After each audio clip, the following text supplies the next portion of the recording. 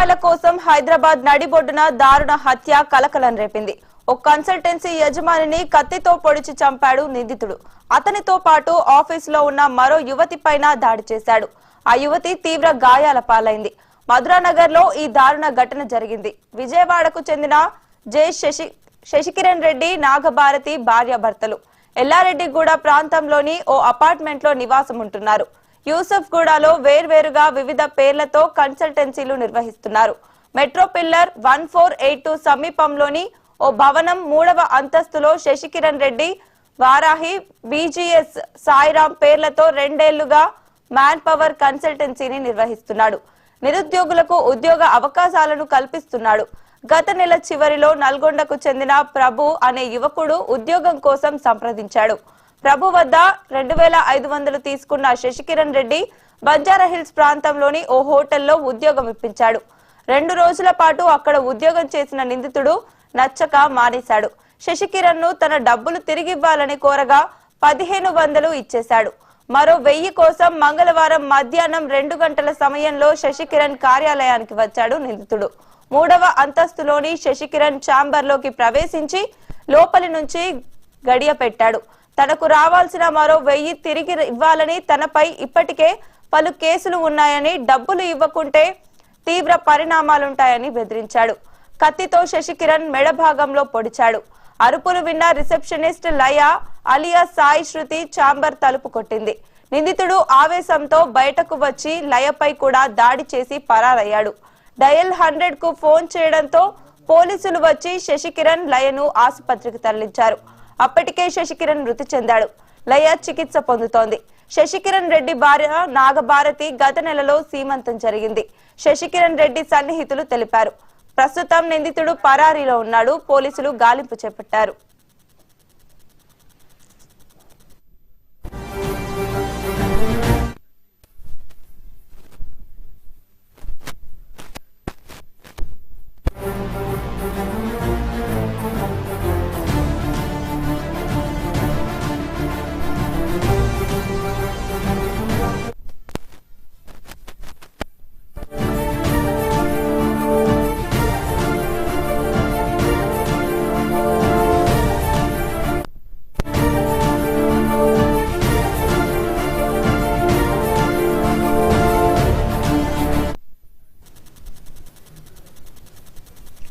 ₹1000 కోసం హైదరాబాద్ నడిబొడ్డున దారుణ హత్య కలకలం రేపింది. ఓ కన్సల్టెన్సీ యజమానిని కత్తితో పొడిచి చంపాడు నిందితుడు.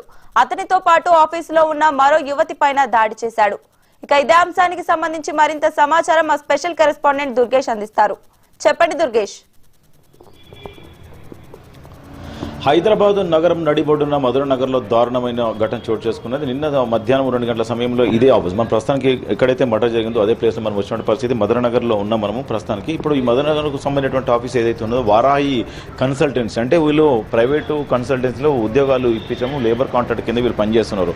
ఈ పనిచేస్తున్న తరుణంలోనే ప్రభు అనే ఒక వ్యక్తికి వీళ్ళు ఆల్రెడీ ఇక్కడ కన్సల్టెన్సీలో పనిచేస్తున్నాడు. వీళ్ళు ఆల్రెడీ హిల్ టాప్ అనే ఒకటి షామీర్పేటలో ఉంటుంది, అక్కడ వీళ్ళను పంపించిందండి. ఆ హిల్ టాప్ లో పనిచేస్తున్న తరుణంలోనే వీళ్ళకు రావాల్సిన డబ్బులు ₹2000 ఇవ్వాలని చెప్పి శశికిరణ్ రెడ్డిని కూడా దాదాపు చాలా సందర్భాలు అడగడం జరిగింది.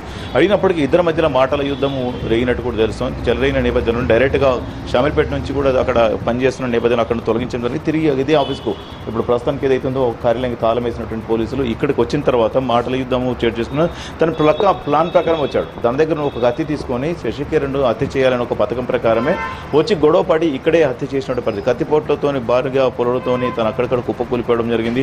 దాంతో పాటు ఉన్నటువంటి లయ అని ఒక మహిళ యువతి కూడా ఉంటుంది. తను కూడా అడ్డుకోవడంతో కూడా భుజం పైన కూడా 2 కత్తిపోట్లు పడ్డట్టు కూడా తెలుస్తుంది. ఆమెను ప్రస్తుతానికి హాస్పిటల్కి తరలించాము. కానీ నిన్న మధ్యాహ్నం అంతా కూడా చూడవచ్చు రూమ్లలో. నిన్న అక్కడ మధ్యాహ్నం అంతా కూడా లంచ్ చేసినటువంటి పరిస్థితి చూస్తాం. లంచ్ చేశారు, మాట్లాడారు. ఎంత జరిగినటువంటి మధ్యలో ఏదైతే జరిగిందో ఆ ప్రభు అనే వ్యక్తి మన ఫోటోలో చూస్తాం. ఆ ఫోటో కూడా ఆ ప్రభుకు సంబంధించింది. అతను వైజాగ్ ప్రాంతానికి చెందిన వ్యక్తి, విజయవాడలో ఉంటున్నాడు. ఇక్కడ పనిచేసుకున్నటువంటి నిమిత్తం ఇక్కడ రావడం ఇదే రూమ్లో. ఇది వారాహికి సంబంధించినటువంటి కార్యాలయం. ఇదే కార్యాలయంలోనే నిన్న జరిగినటువంటి హత్య, నిన్న కత్తి కత్తిపోట్లకు గురైనట్టు ఇదే రూమ్ అని కూడా చూపిస్తున్నాం మనము.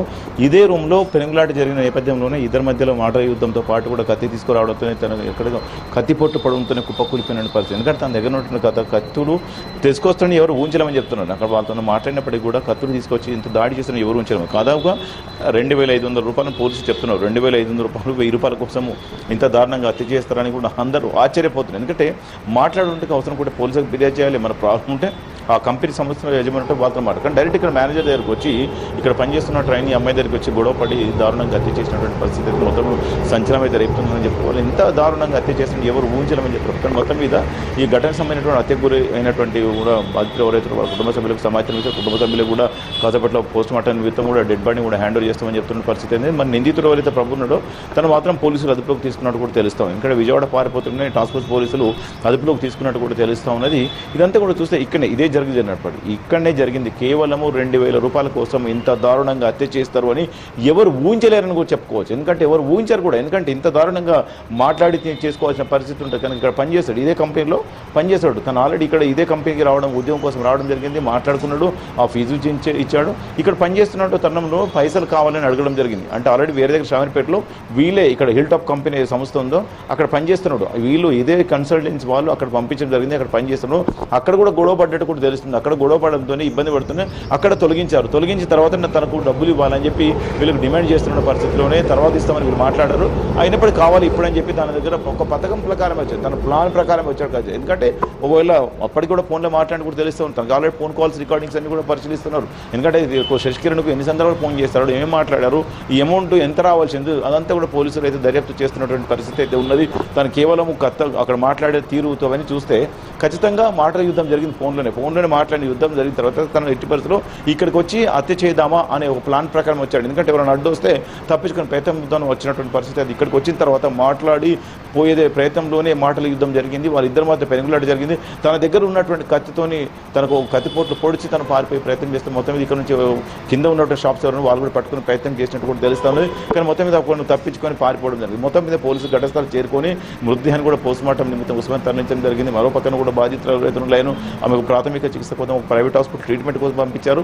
ఎంత పోలీసులు అయితే ఇన్వెస్టిగేషన్ చేస్తారు. అసలు 2,000 కోసం హత్య చేశాడా, ఇంకేమైనా మధ్యలో వీళ్ళకి సంబంధించిన పాత అక్షరాలు ఏమైనా ఉన్నాయా, ఇతను ఎప్పటి నుంచి పనిచేస్తున్నారు, వీళ్ళిద్దరి మధ్యలో ఏమైనా ఇబ్బందులు జరిగినాయా, లావాదేవీలు ఏమైనా ఉన్నాయా అనే దానిపైన పోలీసులు అయితే ఆరాధిస్తున్నారు కూడా చెప్పుకోవచ్చు. వెన్నెల రైట్, థ్యాంక్ యూ దుర్గేష్.